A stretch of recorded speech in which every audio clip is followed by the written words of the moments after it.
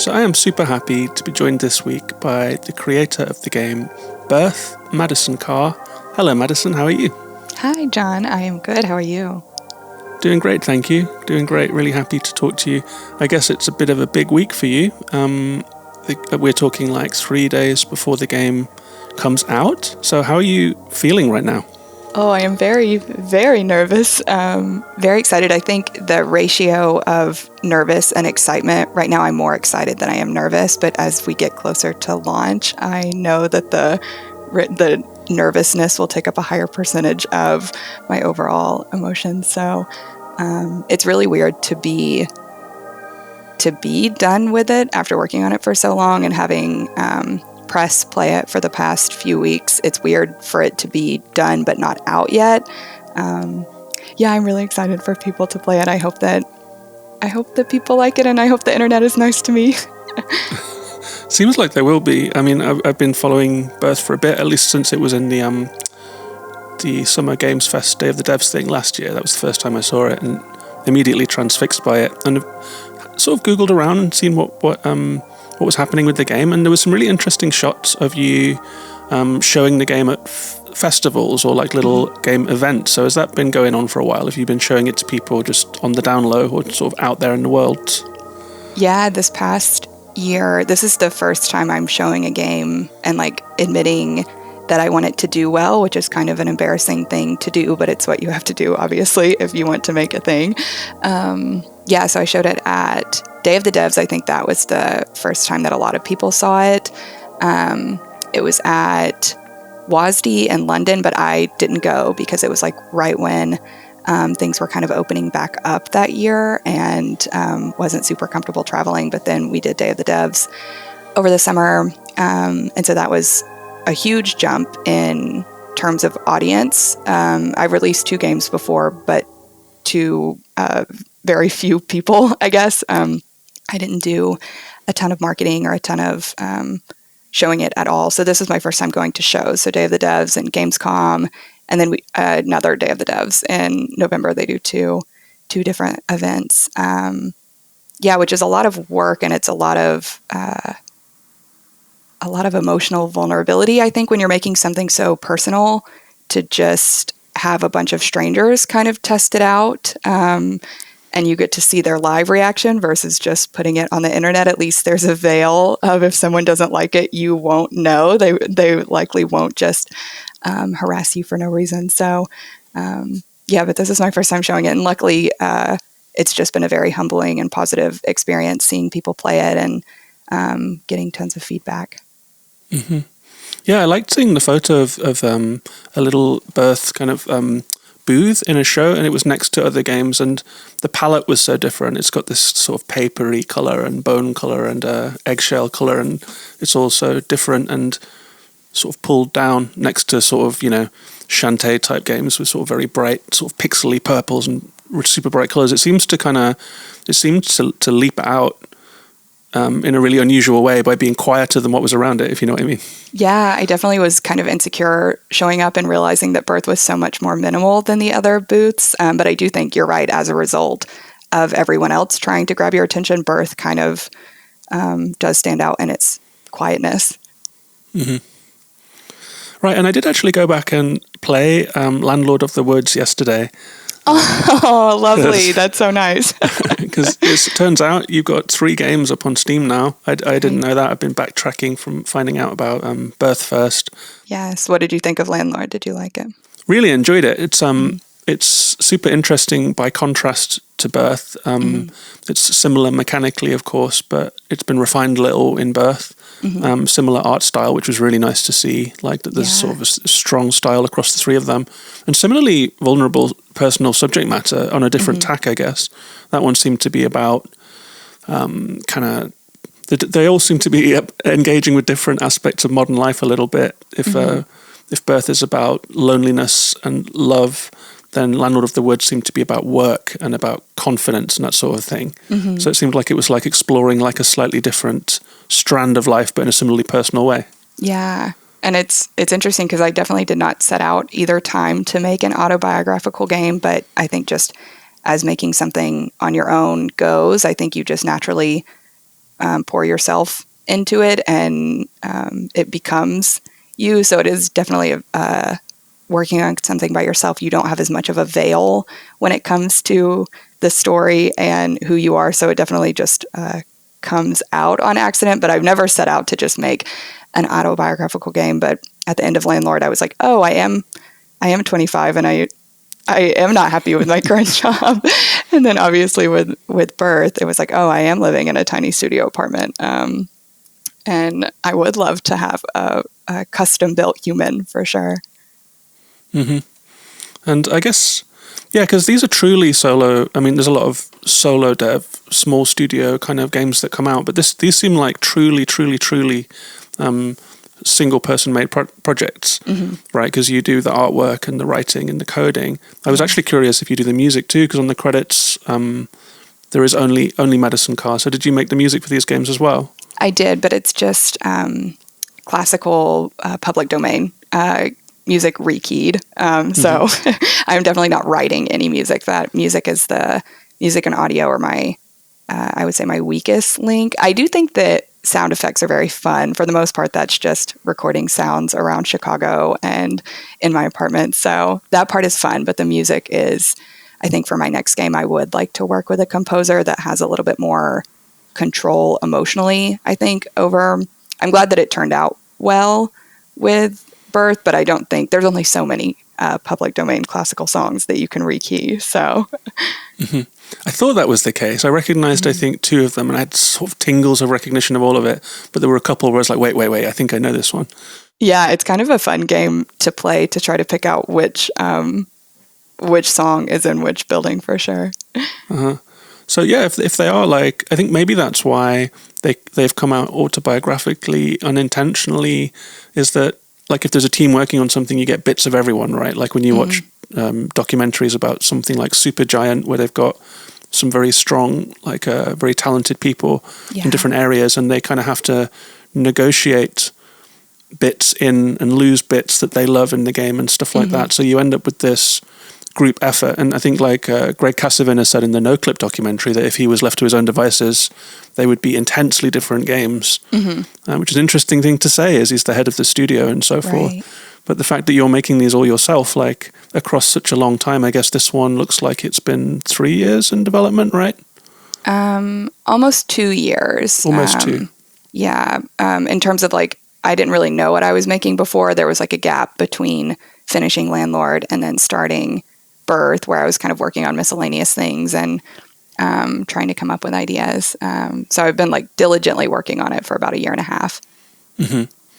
And if it does come together gradually, it seems like when looking at Birth, it seems like we're looking at the pages of a sketchbook of yours with lots of like lovely little illustrations of leaves and jars and bones, and it just seems like there could be books and books and books of this. Like, and you've kind of pulled out the certain aspects of it and assembled it in this really interesting way, like almost like paper crafty, with these autobiographical bits of text in there and lovely little bits of sound in there.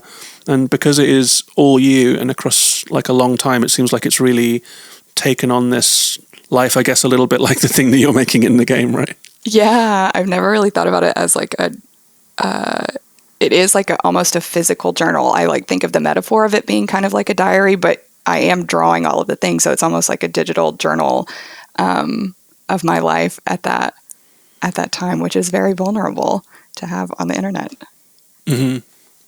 Right, and I was thinking about your mode of autobiography as well, actually, because I've found as someone has made stuff myself in the past, when you put a lot of yourself into it, there's always this fine line that I end up walking where I'm like, am I indulging myself? Am I revealing too much and that sort of thing? But I've kind of ended up in a good place with that now where, I don't know, how do you feel about that? How do you feel about that stuff?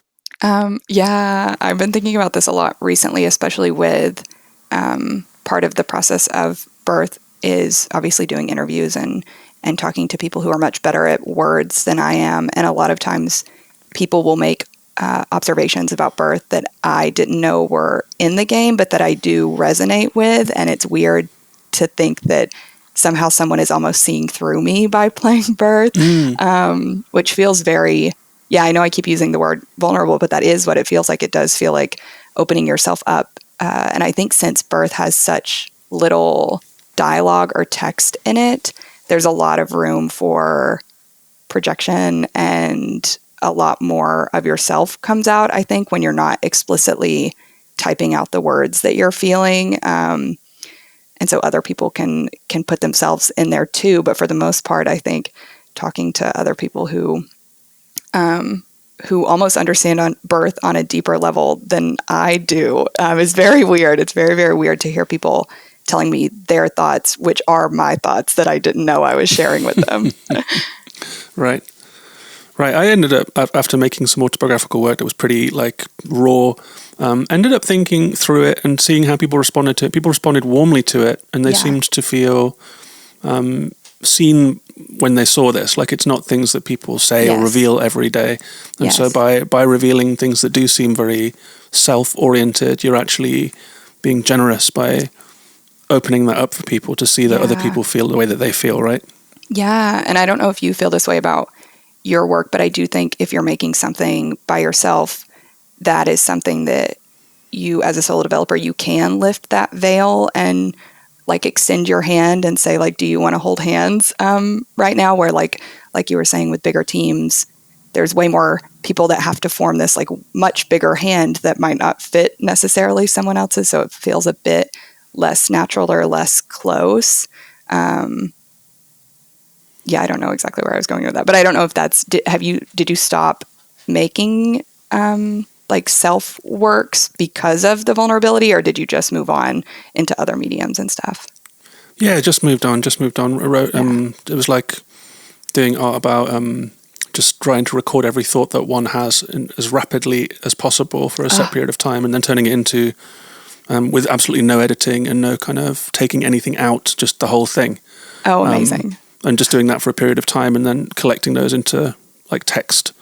But that was a project that had a start and an end, if you know what I mean. But okay, yeah. I do love work that does tell you more about the person than you could have access to in any other way. It's kind of, I wish that everyone would do that. It would be easier to understand people. Yeah, I value humanity in work so much. I love any amount of, just person that's in the game. I think I value that in stories, and I think with books, obviously, they have that kind of down pat, because usually you write a book just as one person. Of course, there's co-authors and stuff, and editors as well. But they have a much more through line of they write the thing and you read the thing, where games, obviously, since it takes so much work and is just a miracle that anything ever gets finished at all, obviously. I think you can you do have to make compromises with other humans' brains too.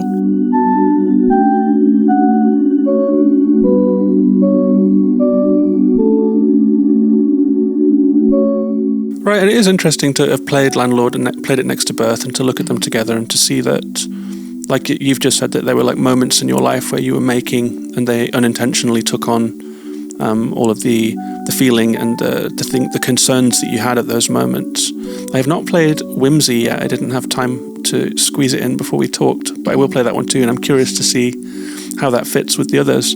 But it's nice to see them kind of as on a trajectory of some kind, and sort of starting to map out a little bit of you through the games. It's also nice because Whimsy was the first game that I put out, and it's very rough, I will tell you, from UI. I love looking at it just from a sweet nostalgia standpoint of I was such a baby when I made that, and I didn't know how there's this beauty in ignorance almost of if you don't know how good something can be, you're more comfortable putting it out. So with Whimsy, obviously now I would never release Whimsy in the state that it was in. And the same with Landlord. There's so many bugs in Landlord, and so many things when I see people playing it or when I go back and play it, I would fix now. But I'm so thankful that at the time I just didn't know, I couldn't see the roughness for what it was. I was just so excited to be making things that I'm so glad that I did end up finishing things and putting them out, because I could easily see how you could work on something forever and keep, if you're growing and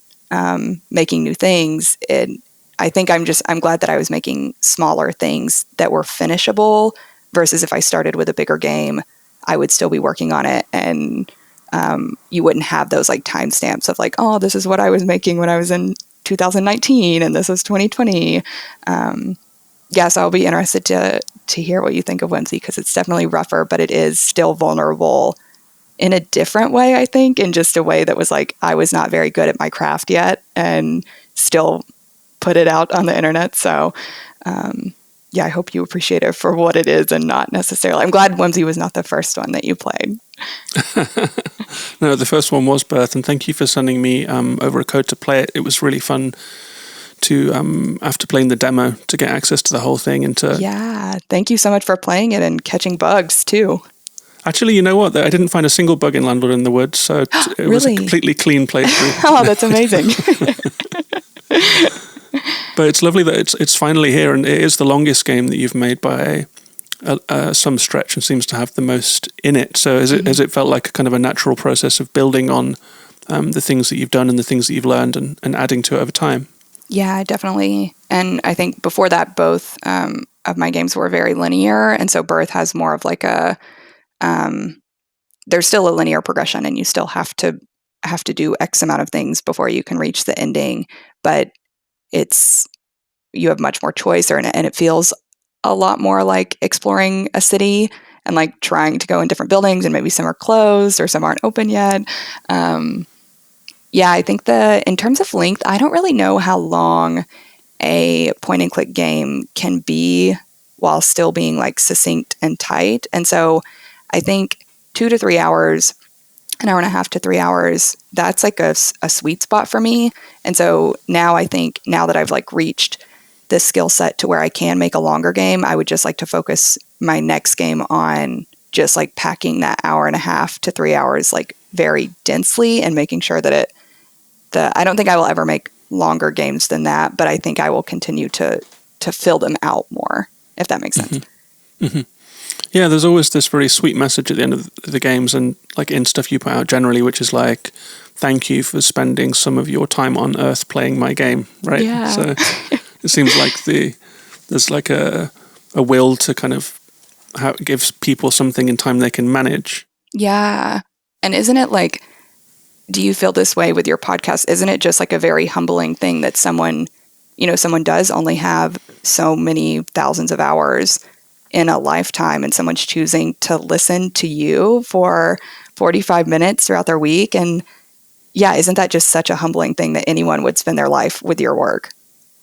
It is, and I love that this sentiment kind of folds in like bleakness and joy together. It's like this little existential moment where you're like, life is very, very, very short. And so thank you. Yeah. Life is so short, and isn't that beautiful? There's definitely beauty in limitations and melancholy for sure.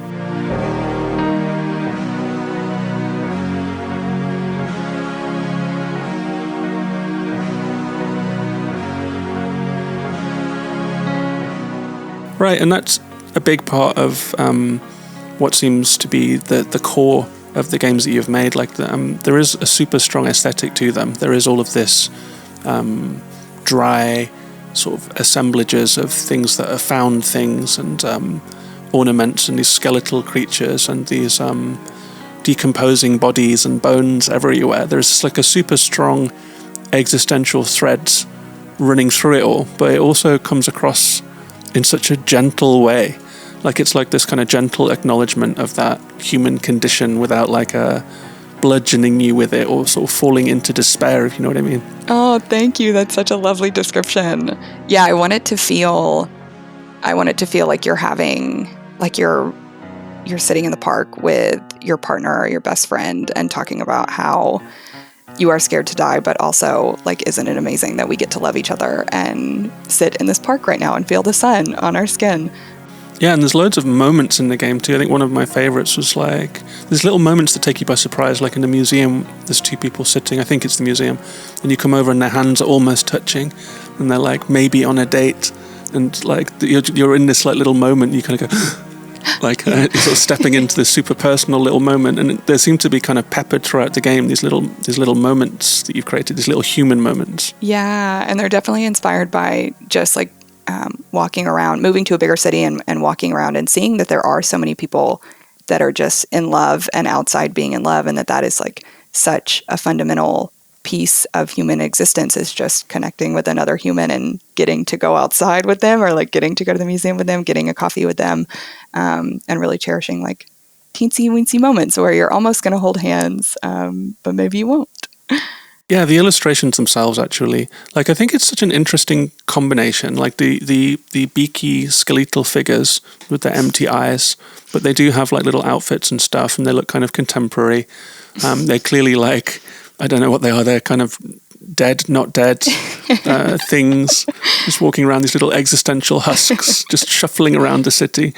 And the style of the drawing seems to be a whole thing in itself. You know, it brought to mind things like Edward Gorey to me. I think I mentioned this in another show, the Gashlicrum Tinies, and this kind of slightly dreadful, slightly funny, like kind of construction. Is how is the illustration style like a part of the game to you? Yeah, I think so. I've talked about this in another interview, but I am a programmer by trade. That is like where I'm most comfortable. I'm really good at any kind of just like technical making, but the drawing aspect was not something that I was very good at first. And so I made it my New Year's resolution in like 2018, I think, to just draw every day. And it is amazing that you can just get better at something. And I think with drawing, there's such a visual representation of your growth. You can see yourself get better through like looking at your little files and seeing how you've grown from year to year and even month to month. Especially at the beginning, you're growing so rapidly when you start a new skill.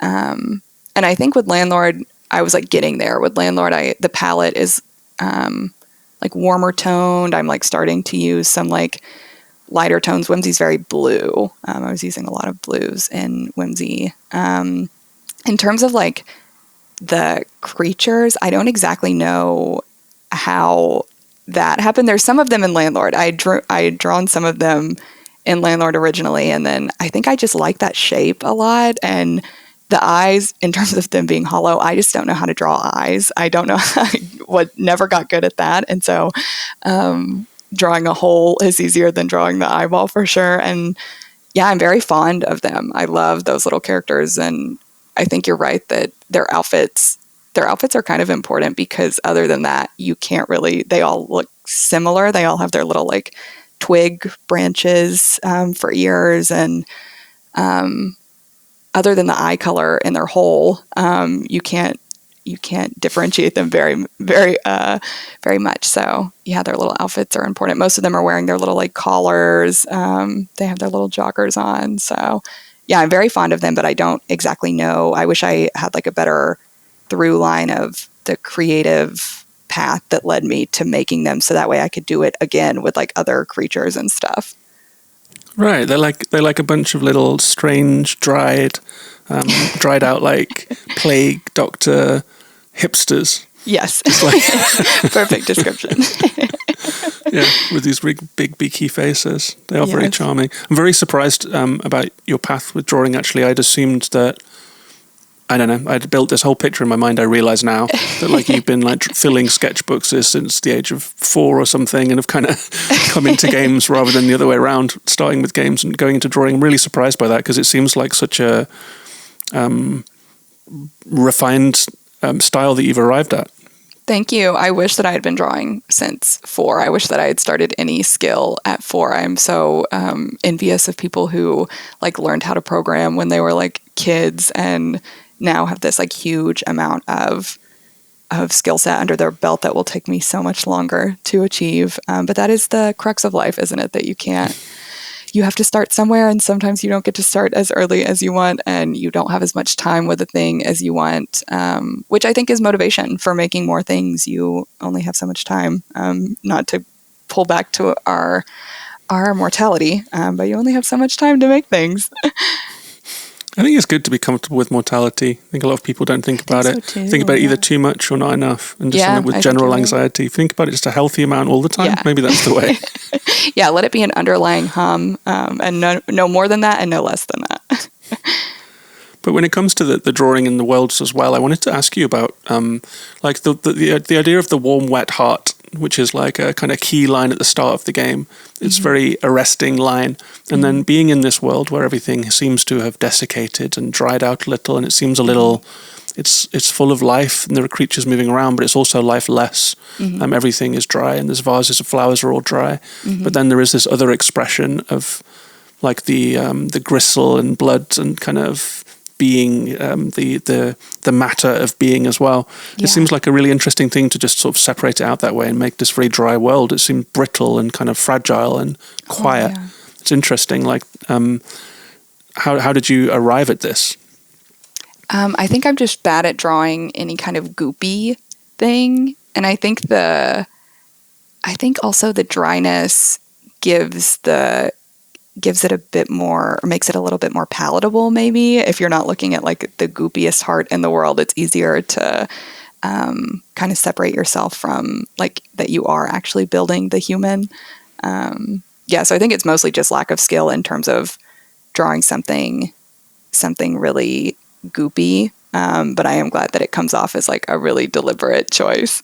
It does. I thought about it a lot. I thought about, like, you know, when you go into other people's houses and they have different things there. They have different things that you have, and they've thought about things differently. Yeah. Sometimes you come into someone's house and there is like many, many dried things and many, many shelves of books. And then you come into someone else's house and it's like a jungle, a verdant jungle full of plants and stuff. Yeah. It's very interesting that this world seems to have been, like, you pushed all of that stuff so far back that it becomes this really dry, brittle world, and that has a feeling that is associated with it, you know?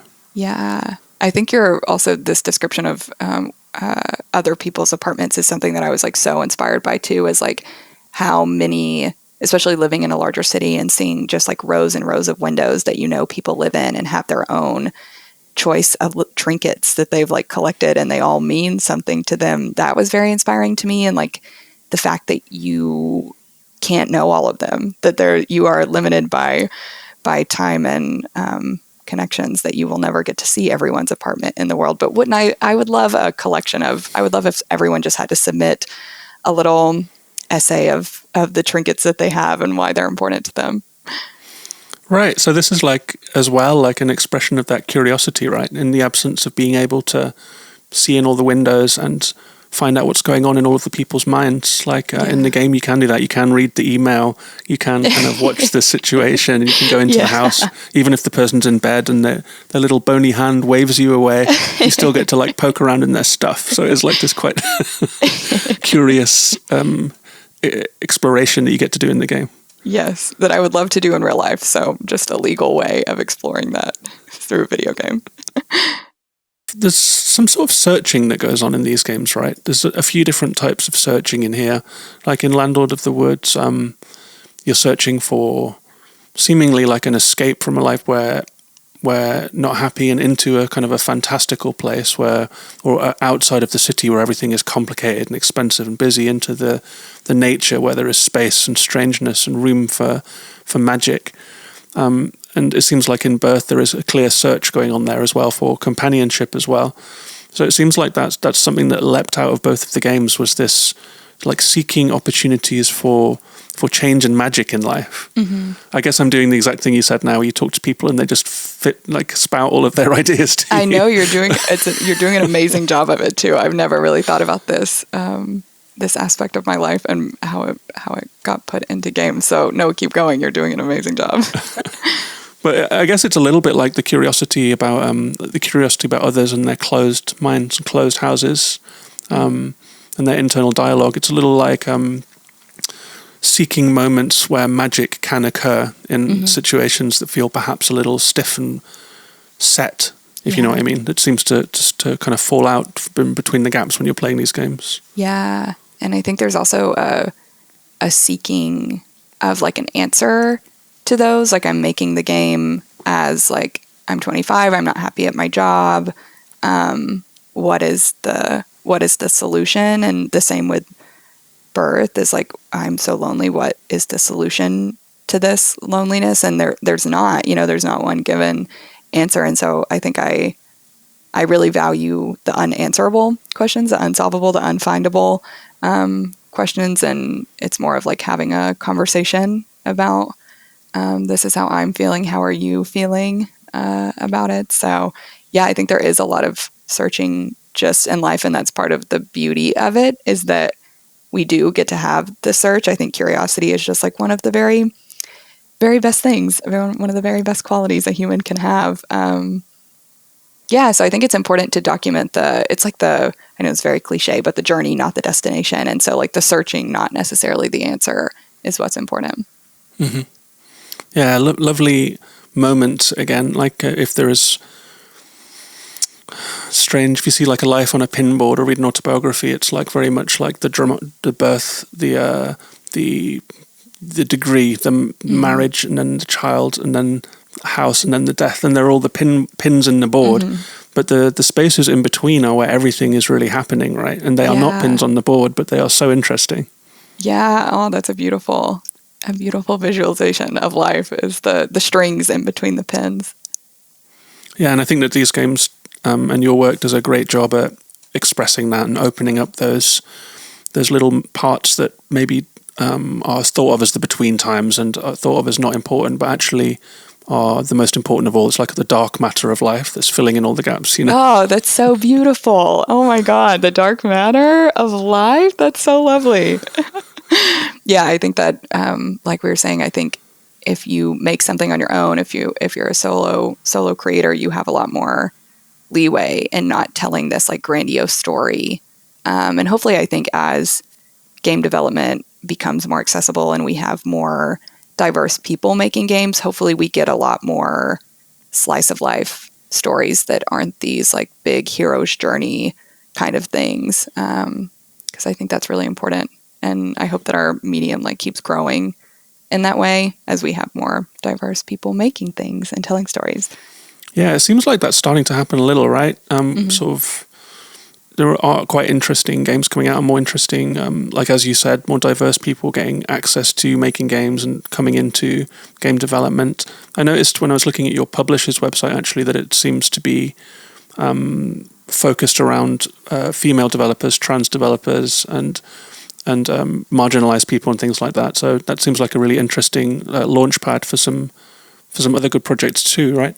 Yeah, and hopefully we will see like many more women and non-binary humans making things, because that's I think also, like you were saying, this was in the interview you did with one of the Norco devs, when they were talking about coming from different backgrounds into game development, and the same as you, coming from a different background and getting into games.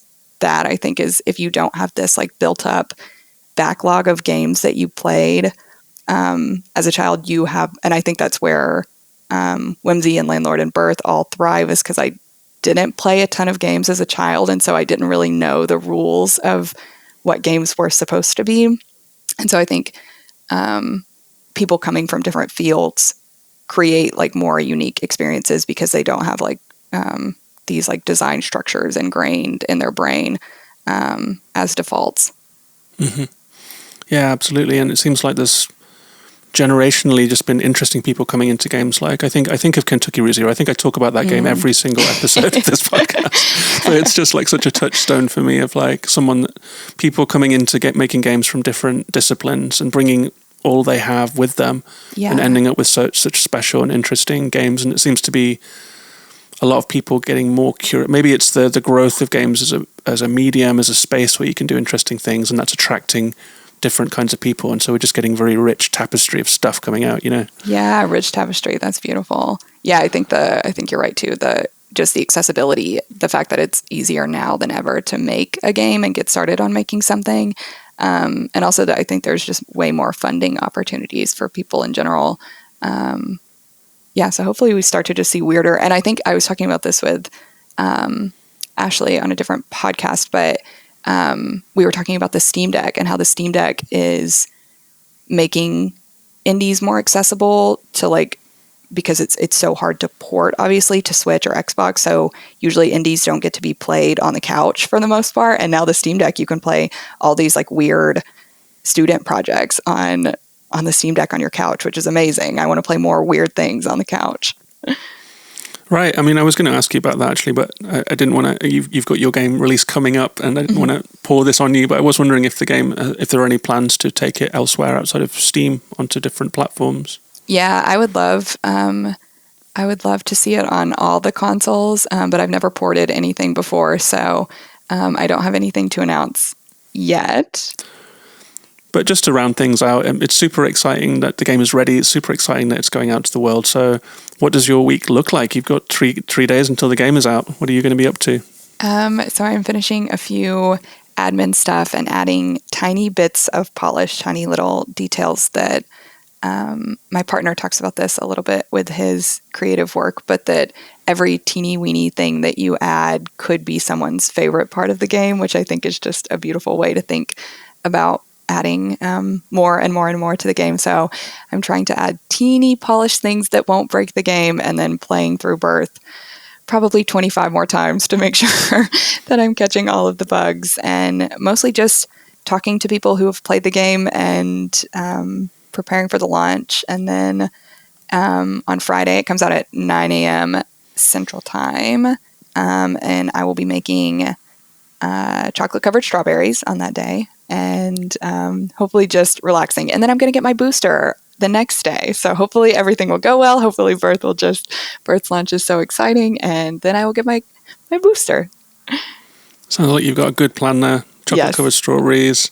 Yeah, absolutely. That's great. Yes. Well, I hope that everything goes well with the launch of the game, and congratulations on it. It's really wonderful. It's really specific and unusual, and it was a real pleasure to play it, and I'm glad that it exists. And thanks for the game. Thanks for your time.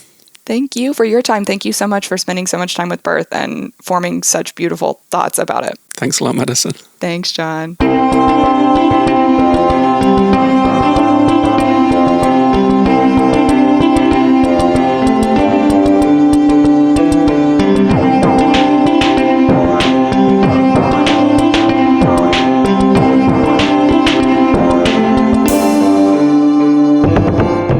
So I hope you enjoyed that interview with Madison. Thank you again to Madison for the time and for that great chat about the game Birth. It is out now on Steam. Fully recommend going and playing it. If you would like to hear more about Birth and my experience of playing it, there is also another accompanying episode that came out last week in which I review the game and talk about it some more there. So you can always go and listen to that one as well. And as for what's coming up next week, there's a lot on the docket actually. I'm not sure where my attention is going to go. I'm having a great time with Wild Hearts. I think I'm going to go and play it as soon as I'm finished recording this podcast. I also have A Space for the Unbound. I'm working my way through that one. There are a few more games that I've got going on in the background. I'm still playing a little bit of Blacktail, the kind of first-person Skyrim-y, witchy, dark folktale game that I've been playing as well. And Jack Move, the really cool pixel art, top-down, cyberpunk style Zelda type game. So I've got loads going on at the moment. So maybe next week I will talk more about one of those games. Or as always, it might end up being something else completely, if something just springs out of the woodwork. I hope that you will tune in and join me for that. You can also come and join the Discord if you would like by supporting the show on Patreon at patreon.com/gaminginthewild. I'm also on Twitter. You can find me on Twitter, on Instagram, various social media places. I've been using the YouTube channel lately and posting video episodes of this podcast as well. So you can find me on YouTube, find me on all of that social media at Gaming in the Wild. I would love to hear from you in the comments or via tweets or whatever. So please do get in touch if you've got a game that you would like me to talk about, a game that you think that I would enjoy, or if you've got feedback on the show or anything else, or if you've played Birth and you'd like to tell me about your time with Birth. And thanks very much for listening. See you next week. Take care of yourselves and each other, and bye-bye for now.